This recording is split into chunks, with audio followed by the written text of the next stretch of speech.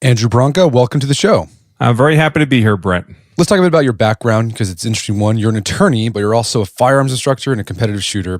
What sort of firearms competition do you take part in? Is it 3-gun? Well, I was a competitive shooter long before I was an attorney. I started competitive shooting as a kid, actually, shooting small bore rifle in school. My high school had a rifle range underneath the cafeteria in the basement of the building. And that's where we used to practice and hold our matches. Yeah, that's how old I am. And then as an adult, I switched from the rifle to mostly handgun shooting, starting with USPSA. And then when IDPA started, I was fortunate to play a very modest founding of IDPA, which is one of the newer practical pistol sports. My IDPA number is 13. I believe they have over 25,000 members now. So I was there at the very beginning.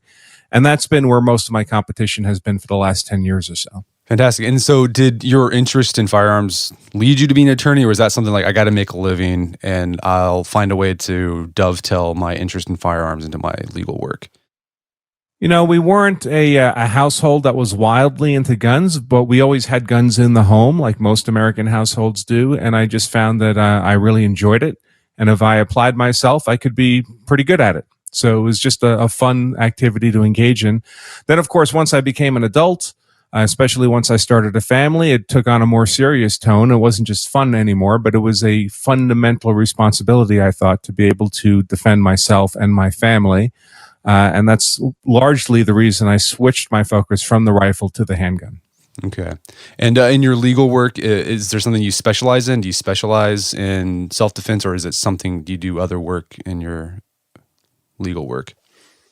Well, when I started this, I had been an attorney for, I think, 4 or 5 years, and as a competitor, I would go to matches and gun shows and gun stores, and I would overhear people giving each other advice what to do if they've ever had to act in self-defense, and the advice was absolutely horrific. It was things like, we've all heard, if you shoot someone outside your house, make sure you drag them inside the house before you call the police. I mean, things that would turn a perfectly lawful defensive shoot into something that looks a lot like manslaughter. And I would explain to them why they don't want to do this. And they'd say, okay, we understand. But what's the source that someone like us, a non-attorney, can go to learn what the law of self-defense actually is, as opposed to what our buddy the cop told us or what we heard about on the internet or in a gun magazine? And it turned out there wasn't a good source, even very many good sources for attorneys, much less people who were not attorneys. And that's what led me to write the first edition of our book, The Law of Self-Defense, way back in 1998. And since then, legal practice has been exclusively use of force law. So we don't do any other kind of legal work at all. Okay. So yeah, let's talk about the law of self-defense. In America, and there's people who are listening who are not, who don't live in America, but it's a right in America. You can have a firearm to defend yourself. We follow common law, and under common law, there are it allows to defend yourself using physical force or sometimes lethal force if necessary. But with that ability, that right to do that, it comes some responsibility, right, of understanding the law and what allows you to do that. So I'm curious it sounds like you've sort of mentioned already so what you said already is that doesn't seem like the legalities of self-defense gets covered very much in depth when people buy a gun or go to, gun training. Has that been your experience, or just doesn't get covered that much at all, or it just sort of gets glossed over? In general, either it doesn't get covered, or it gets covered superficially, or it gets covered incorrectly.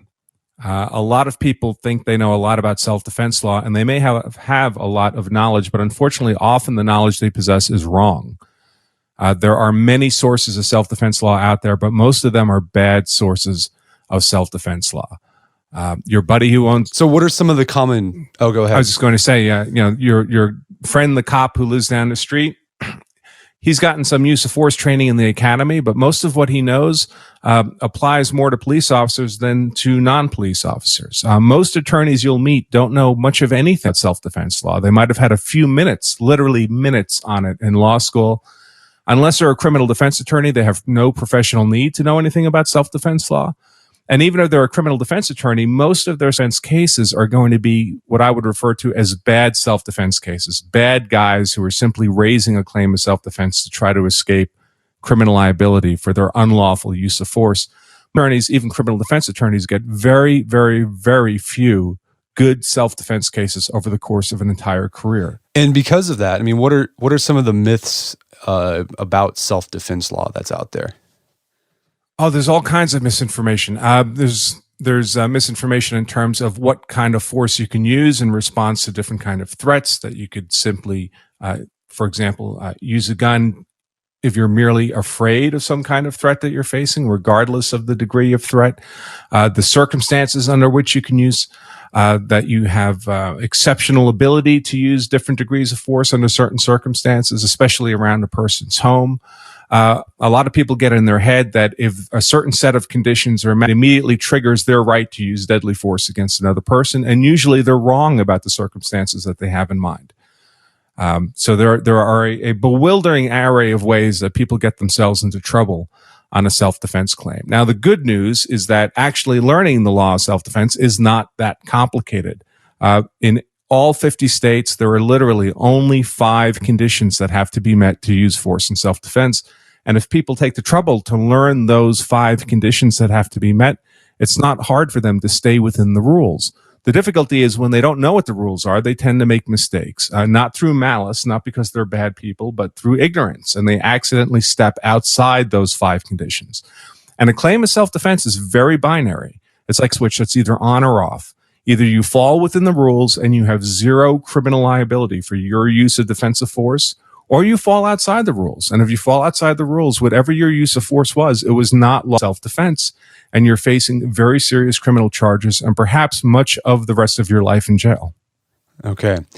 So yeah, there's these 5 factors. And as you said, they usually don't follow them out of ignorance, but as you and I both know, ignorance of the law is no defense. You can't say, well, Your Honor, I didn't know what the conditions were. And that's not going to get you out. Absolutely not. And of course, these 5 conditions that I mentioned, prosecutors know, obviously, what those 5 conditions are, and all 5 of them have to be present. When a prosecutor is looking at that investigative report from the detectives that has witness statements and forensics evidence and everything having to do with your use of force, what he's looking for is the ability to defeat one of those 5 elements. If he can prove it's not there, then your claim of self-defense simply disappears, and a jury will never hear the words self-defense said in your trial. And this is very awkward, because you're making a claim of self-defense. You're implicitly admitting to the underlying use of force. A claim of self-defense is a claim of admission. In other words, you're saying, yes, it was me who used that force, but I had the legal justification of self-defense. Well, if you lose that legal justification of self-defense, all that's left is your concession.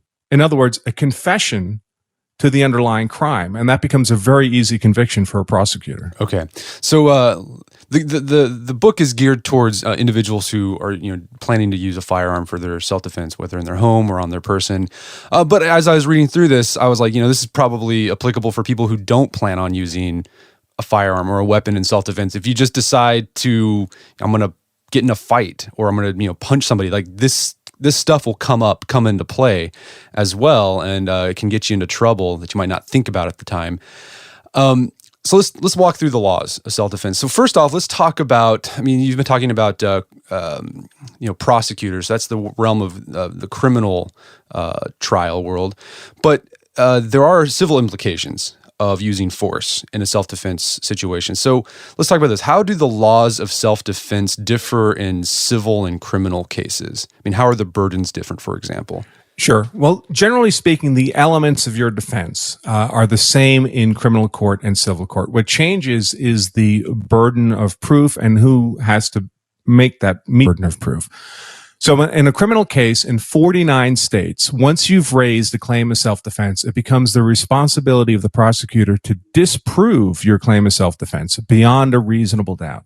And that's the biggest thing a good self-defense act has going for it, is the tremendous burden on the prosecutor to disprove that claim of self-defense beyond a reasonable doubt. Now, I say 49 states. There's one state in which that's not the case. That's the state of Ohio.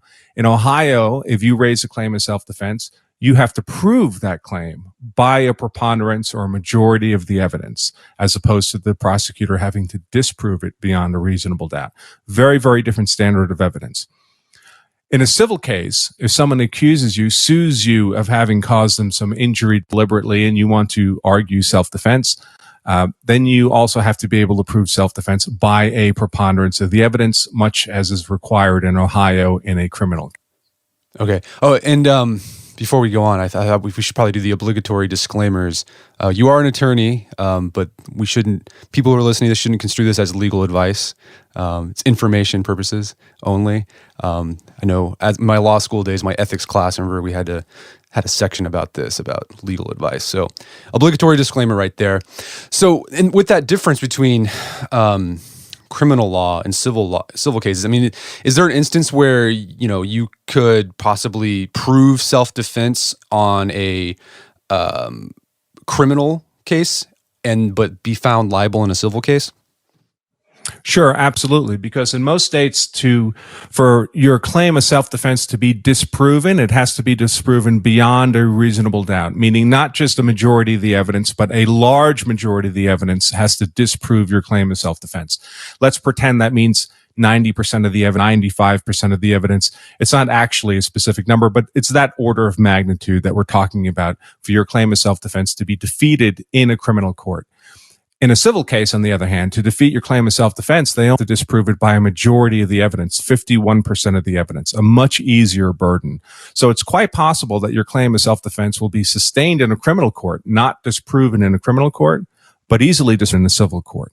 And of course, we see this in other contexts all the time. For example, in the well-known O.J. Simpson trial, he was acquitted in criminal trial, but then when he was sued civilly, he was easily found liable in civil court.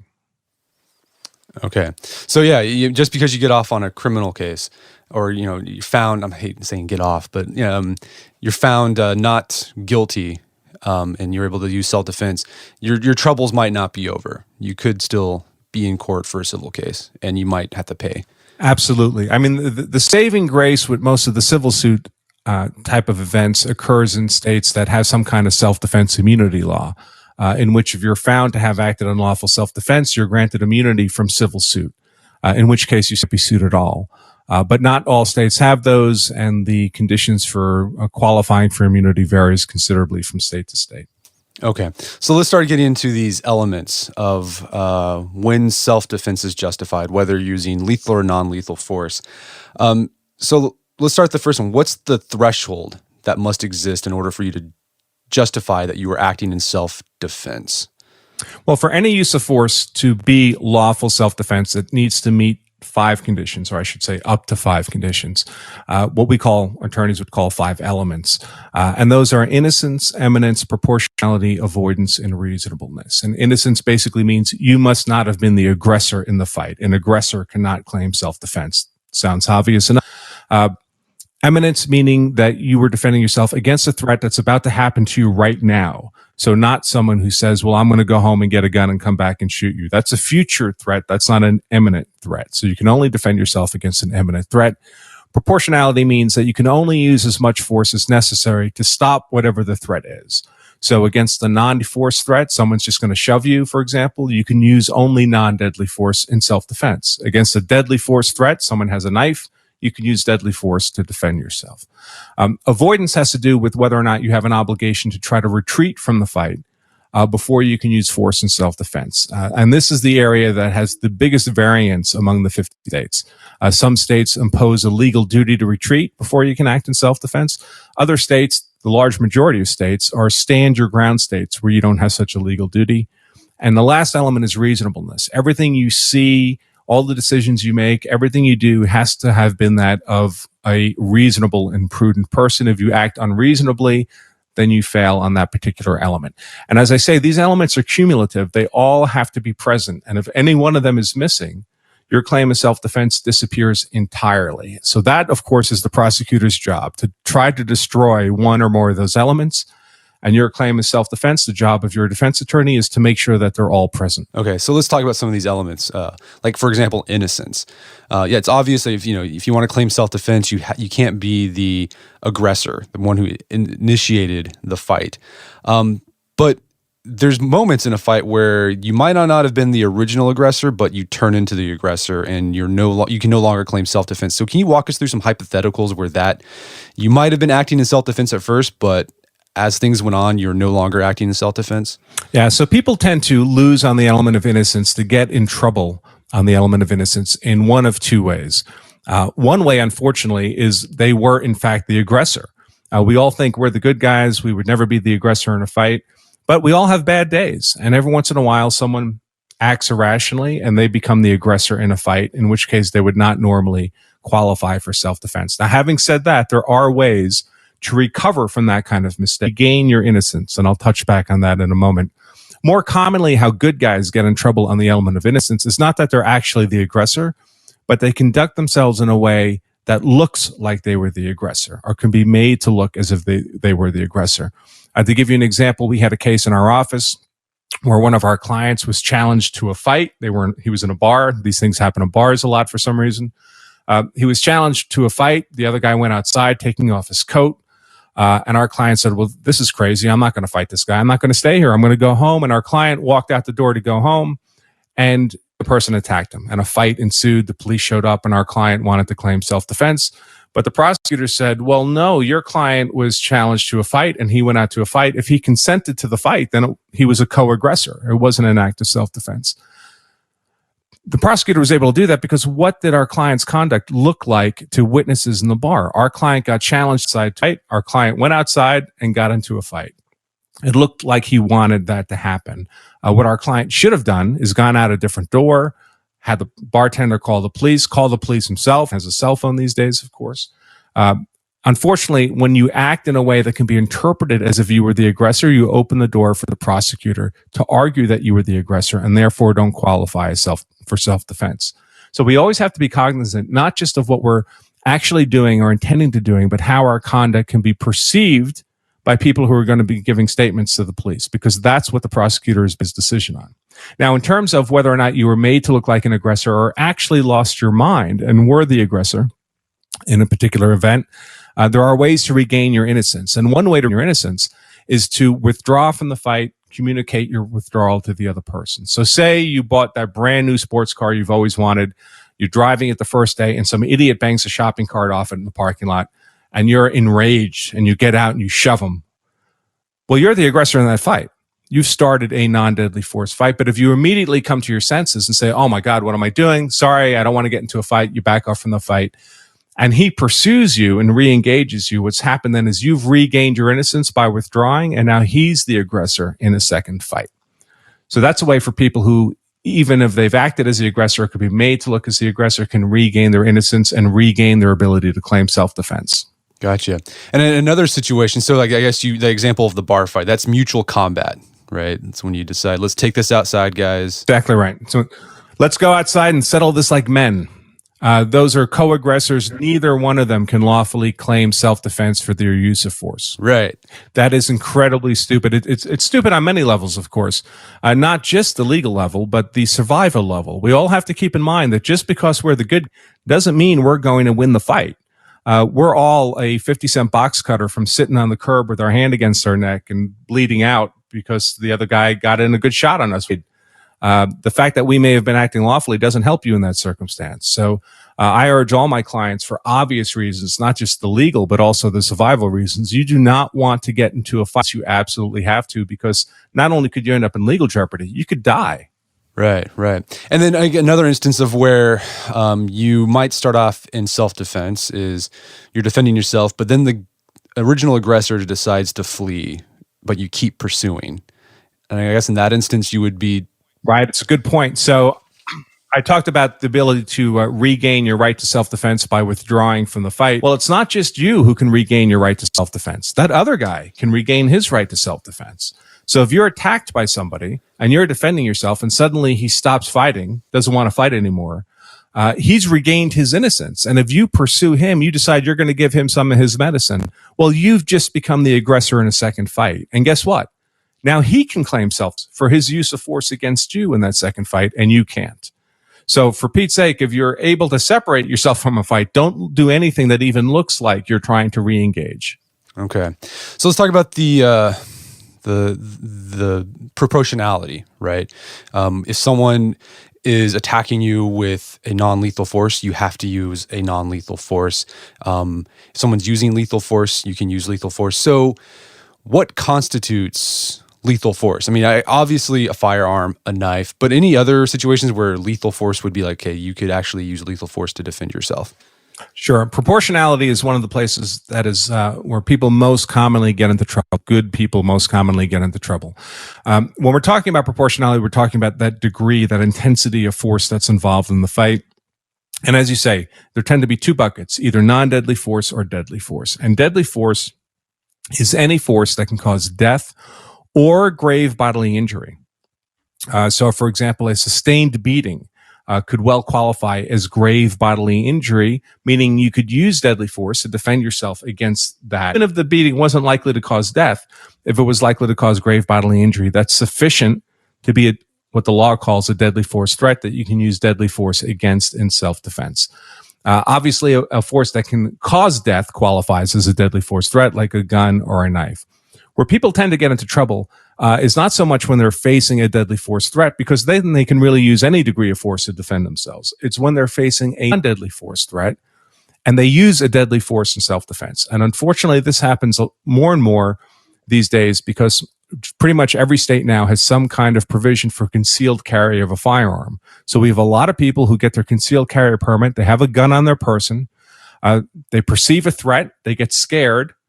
And unfortunately, the only tool of self-defense that they've bothered to carry on their person is that gun. That's it.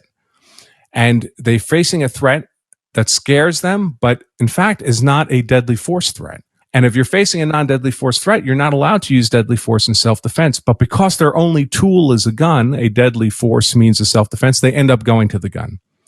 And they pull a gun against a non-deadly threat. And if you do that, your use of force was not proportional and you simply don't qualify for self-defense. So one of the things we urge our clients to do, and I do personally, I should mention, I have a carry permit. I've carried a gun every day of my adult life. We're lawfully permitted, of course. And when I carry a gun, I also carry a non-deadly means of self-defense. Typically for me, it's pepper spray. But it's very important to be prepared for that non-deadly force attack with a tool other than your gun. In fact, if you look at the FBI statistics, they'll tell you you're 5 times more likely to be the victim of a non-deadly force attack against which you can't use your gun than against a deadly force attack against which you could use your gun. So if all you have is the gun, you're preparing for actually the less common form of attack you're likely to face. So it's very important. If you're going to have a gun or not have a gun, it's very important to make sure you also have some means of non-deadly form of self-defense so that your so that your force in self-defense is proportional to whatever the threat is that you're facing. Right. It reminds me of that phrase, if the only thing you have is a hammer, then everything looks like a nail. And unfortunately, when people don't think this through, they end up facing some non-deadly force threat. They go to the gun and then they're shocked to discover that they're being charged with aggravated assault. And that they can't justify that use of the gun as lawful self-defense because it was disproportional to the attack. And then they're facing 10 or 15 years in prison. And they legitimately, genuinely, in faith, believe they were acting in lawful self-defense. But because of their ignorance, because they didn't understand the simple rule of having to stay proportional, they put themselves in tremendous legal jeopardy. Okay.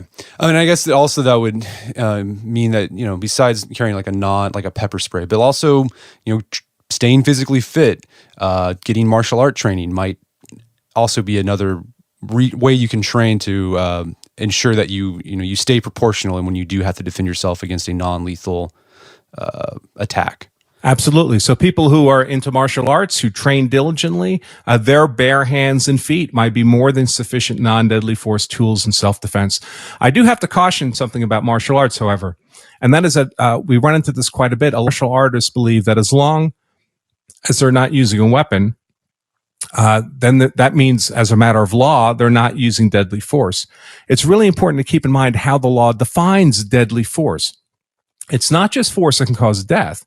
It's force that can cause death or grave bodily harm. And there are a lot of martial arts techniques that don't cause death, but do cause grave bodily harm. There are joint locks, for example, that can destroy an elbow or destroy a wrist very easily. That would clearly constitute grave bodily harm, and you're not lawfully entitled to use those kinds of martial arts techniques unless you were facing a deadly force threat.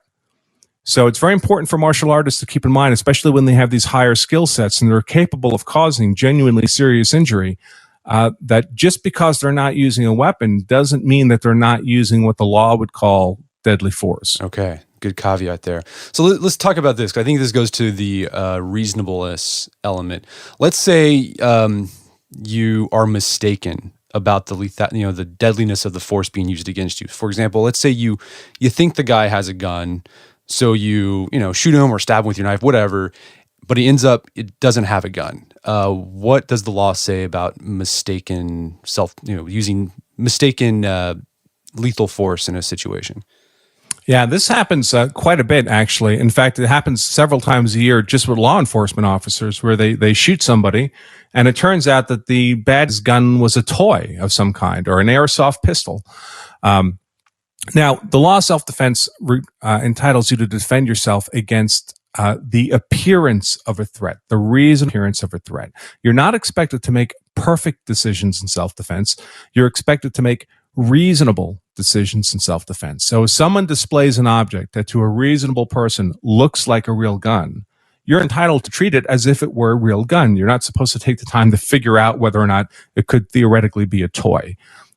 You don't have the time for that, and the law recognizes that. There's a phrase from an old Supreme Court case from 1921 that says, detached reflection cannot be expected in the presence of an uplifted knife. The law recognizes that under the stress of an attack, you have to make quick decisions. Those decisions don't need to be perfect. They just need to be reasonable. So if you've made a mistake, you thought you were facing a real gun, it turns out to be a toy gun. Literally, you've made a mistake, right? That was a mistake in observation. It matter if you made a mistake as long as the mistake was a reasonable mistake. Okay, and that's true both in criminal and civil? Absolutely. Okay. So let's talk about this this eminence threshold, because I think that can also get people in trouble, where in order for you to justify self-defense using either lethal or non-lethal force, the threat has to be imminent. So what does imminent mean? Is it actions, or can words, or what's involved in that?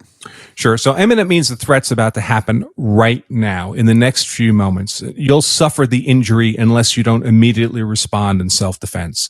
Where people sometimes trouble is someone threatens them with some future harm and they decide, well, I may as well settle this business right now. And they become the aggressor in a fight against which the other threat was not yet imminent.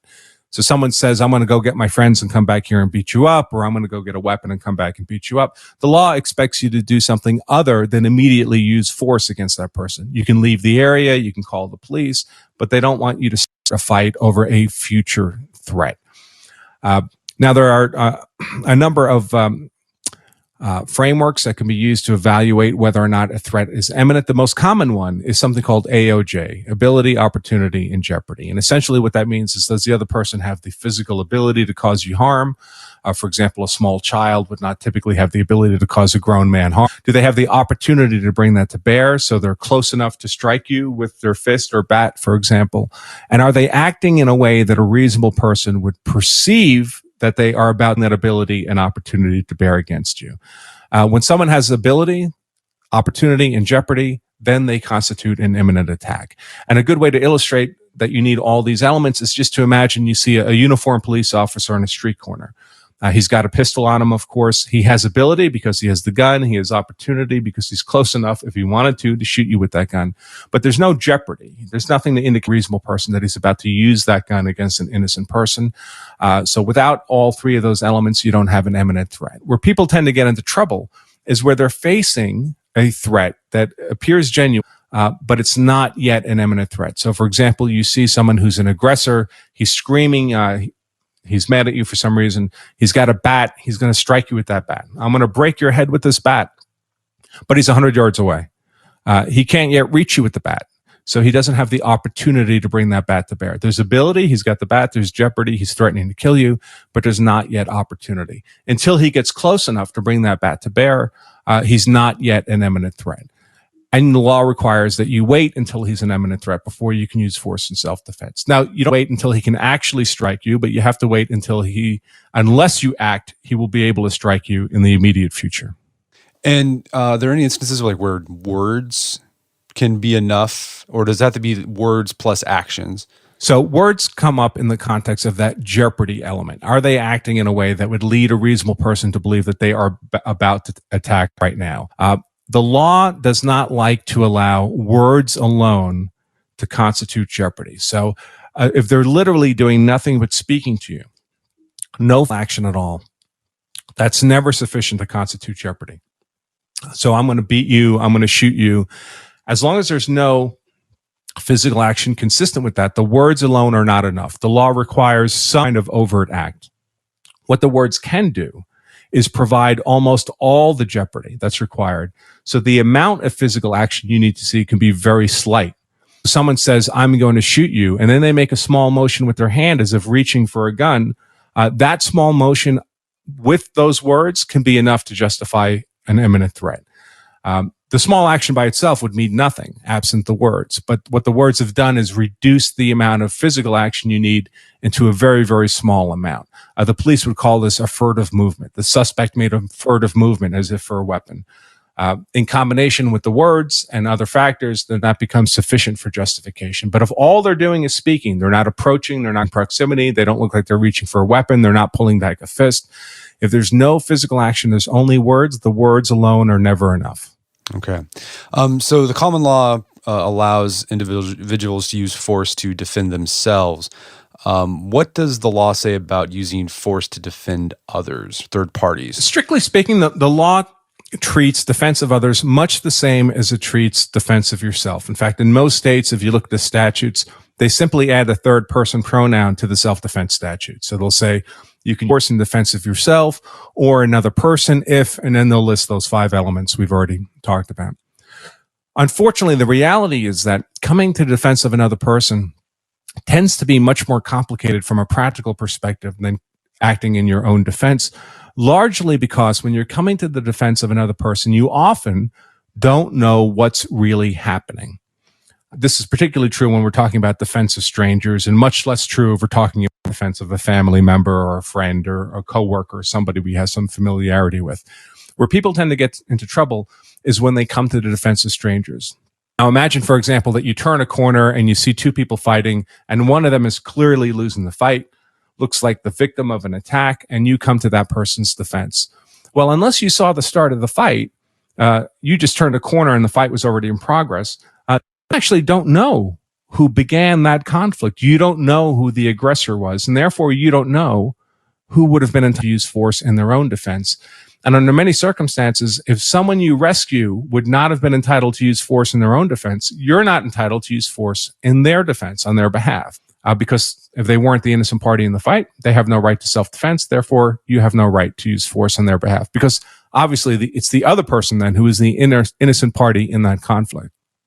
So that's one reason people get in trouble, is because they come to the rescue of someone when they don't really know what the circumstances are. The other way they get in trouble is they accurately perceive what's happening, and they do in fact come to you of the innocent person. But then that innocent person doesn't recount the events as they actually happen to the police. And this often happens in domestic violence type of events. So a woman being attacked by some man, you come to her rescue. Turns out they're a couple. He was committing an act of domestic violence on her.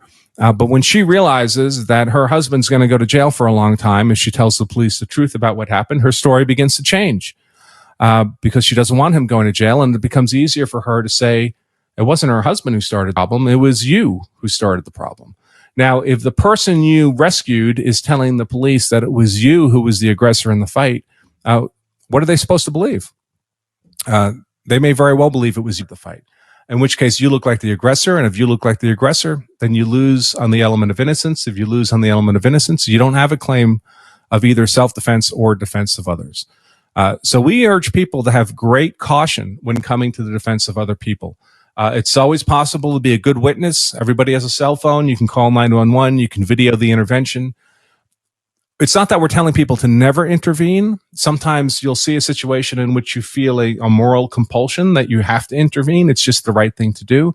But we want people to understand when they make that decision that to be able to make an informed decision about what the risks are that they're taking, both from a physical and from a legal perspective. So I guess so. From if you're in the defense of third parties, there's no latitude for reasonable mistakes. Sometimes. So the way the law is supposed to work is if you perceived an event and you reasonably perceived it, and the way your perception was incorrect, you might still be okay. A classic example is you turn a corner and you see a woman being grabbed by a couple of guys, and she's screaming, she's being kidnapped. And you come to her rescue, you save her. You take your gun out, you point your gun at them. Kidnapping qualifies as a deadly force attack. Because of inevitably kidnapped victims are subject to death or grave bodily harm. So your gun, you come to her defense to prevent her kidnapping, and then it turns out she wasn't being kidnapped. She was being subject to lawful arrest by two undercover drug detectives. Now, under the law, if there's basically two legal paradigms that can be applied to that scenario. One of them is the reasonable perception paradigm, which is the reasonable mistake paradigm we talked about with the toy gun.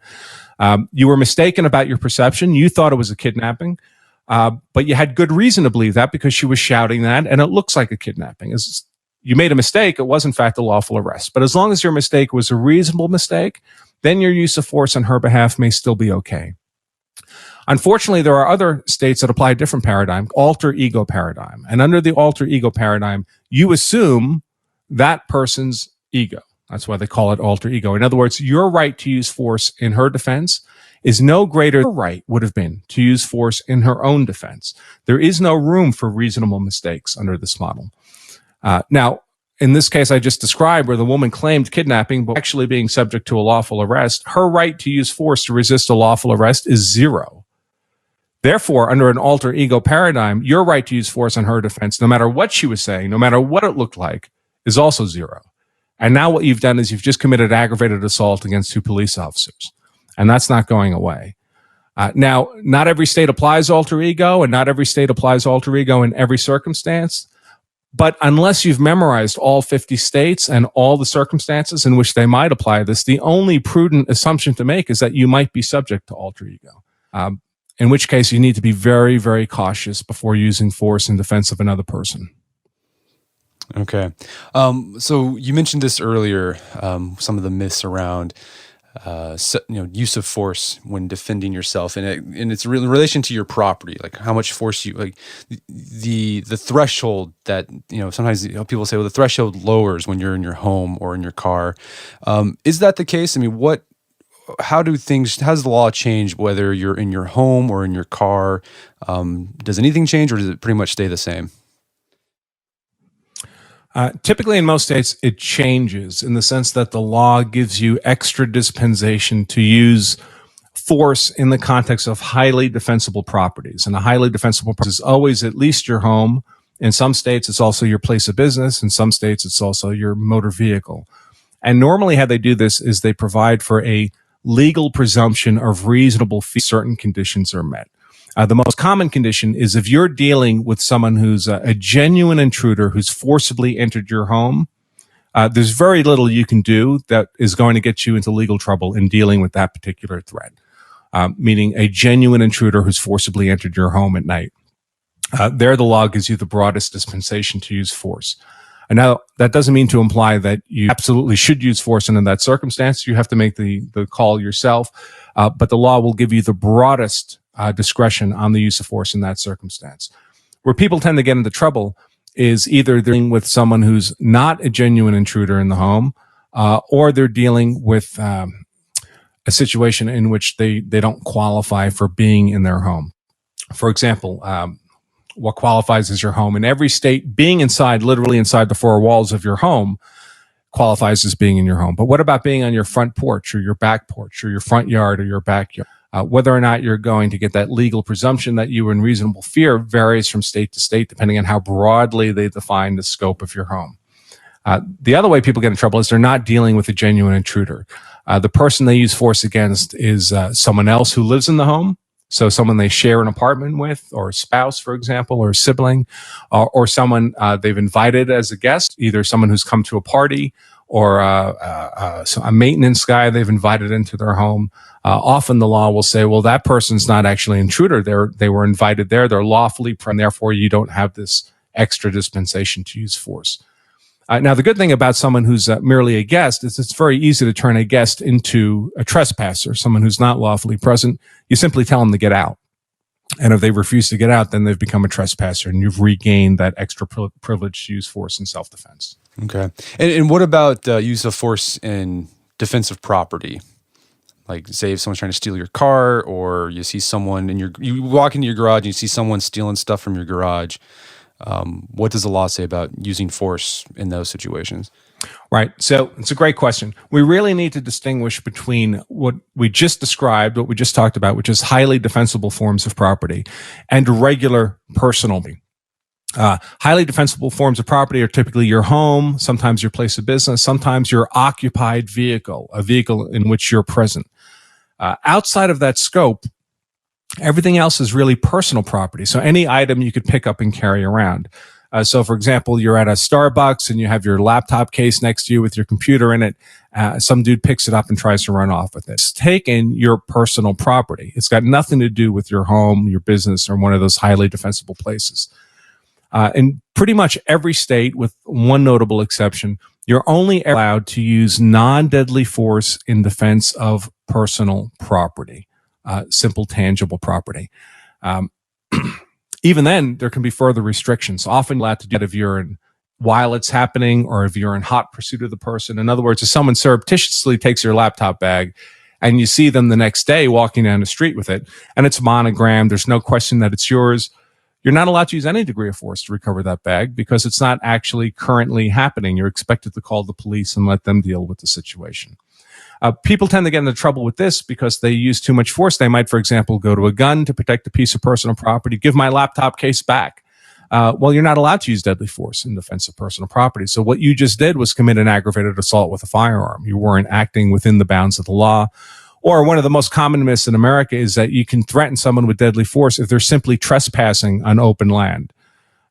Open land is not treated as highly deformed of property. It's not a home. It's not a place of business. It's not the type of property that provides shelter or protection to people. It's just open land. You can use non-deadly force to remove a simple trespasser from open land, but you can't use deadly force.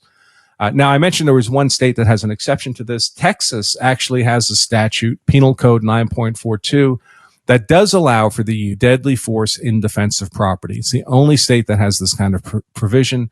But there are a lot of hoops that have to be jumped through in order to qualify. And I would urge people, even if you live in Texas, please don't do this, because if you fail to jump through any of the hoops, and it can be complicated to do that kind of analysis while you're in the stress of the moment, if you fail to jump through any of the hoops, you don't qualify for the protection of the suit, and then your use of force was not lawful, and you're facing serious legal jeopardy. Okay. So it's personal property. At most, maybe grab the guy.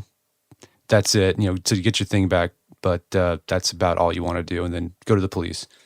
Or you might be able to use other forms of non-deadly force. So, for example, someone stealing your laptop, you might be justified in using pepper spray to come stealing your laptop. That's a non-deadly form of force. So you're properly limiting yourself to non-deadly force in defense of that property. What you don't want to do is be in a position where the only tool you have is a gun, and you end up going to the gun under circumstances in which it's not justified. Now, I can tell you my personal feeling is that I would not be inclined to use any degree of force to protect personal property. I mean, I live and die by my laptop. My laptop is basically my office, but I'm very careful to keep it backed up. And I don't think I would want to get a physical, potentially life-threatening fight to protect a piece of property that I could easily replace by going to the Apple store, getting another one, and just reinstalling the backup to the system. Right. Not worth it. Not worth it. Not worth dying over. Right. One of the things I stress to people, Brett, that anytime they're contemplating using force against another person, they have to keep in mind, on the physical level, there's no way to reduce the risk to you of a fight to zero.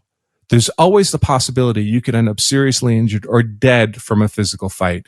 And in the legal context, there's no way to reduce the legal risk to zero, even if you do everything right. Because keep in mind, nobody who's going to be judging your conduct, the police, the prosecutor, the judge, the jury, those people were there when you acted in self-defense or in defense of a piece of property. They don't know what really happened. All they know is what the evidence suggests happened.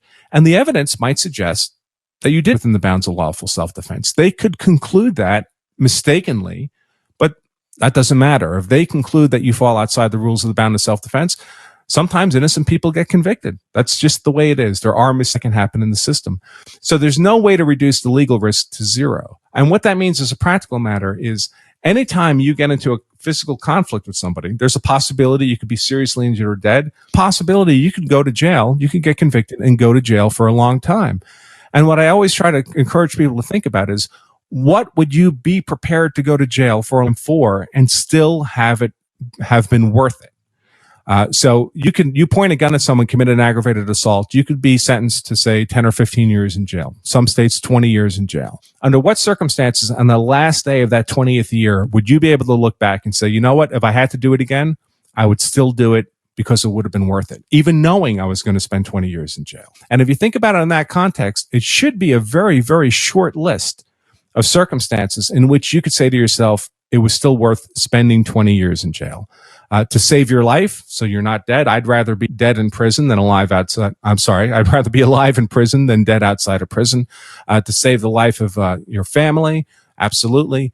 But over a piece of property, are you prepared to spend years of your life in jail over a piece of property? Because that's the risk you're taking when you act in defense of property, much less someone else's property, much less someone else's security.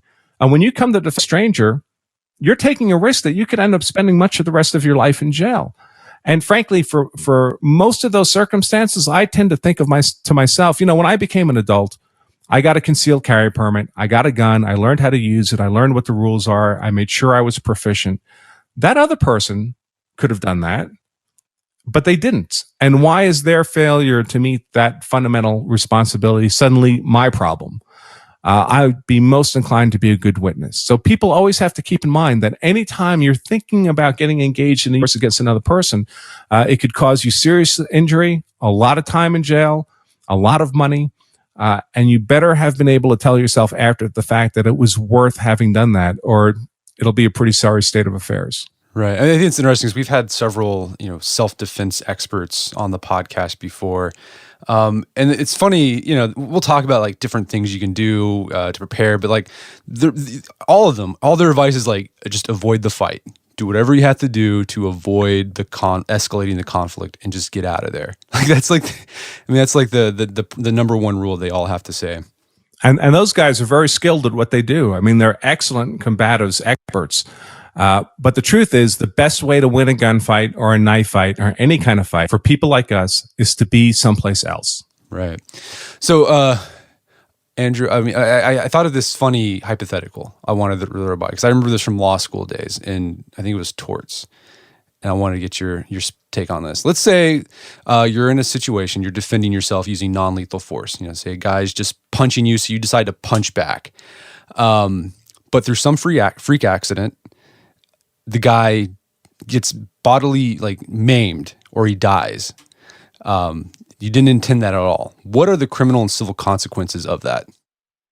So I should mention up front, I tend to focus on the criminal aspect of things, less the civil.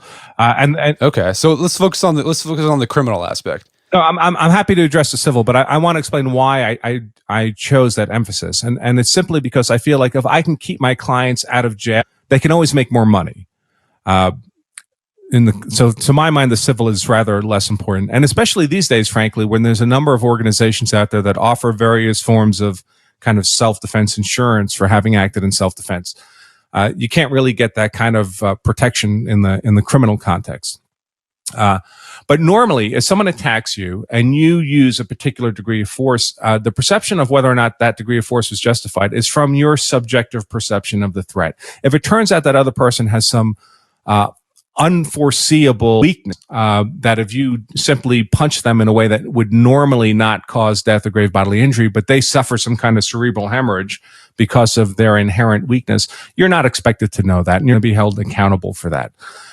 That's different than if you do something that is foreseeable that would have caused them death or grave bodily harm. So, for example, normally if someone punches you and you shove them back, that would be a non-deadly force, self-defense, perfectly appropriate.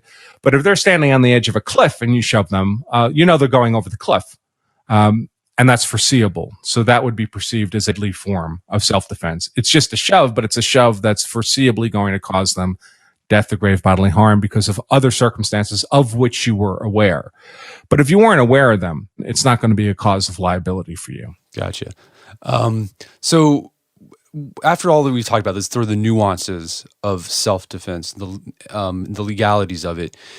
How should that change the way people train when defending themselves? Well, it's interesting because, as you can imagine, people come to, we do classes on this in the country. We do 30 or 40 of these a year in pretty much every state. And throughout the whole day of the class, we're basically telling people what I've been saying on this program. Don't get into a fight if you don't have to. The risks, the physical risks and the legal risks are really tremendous.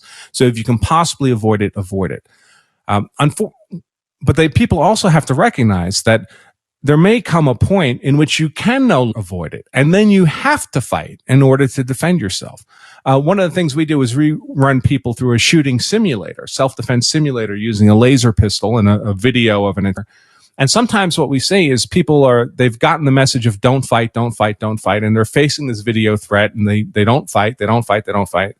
But they don't fight for so long that the video kills them, simulator.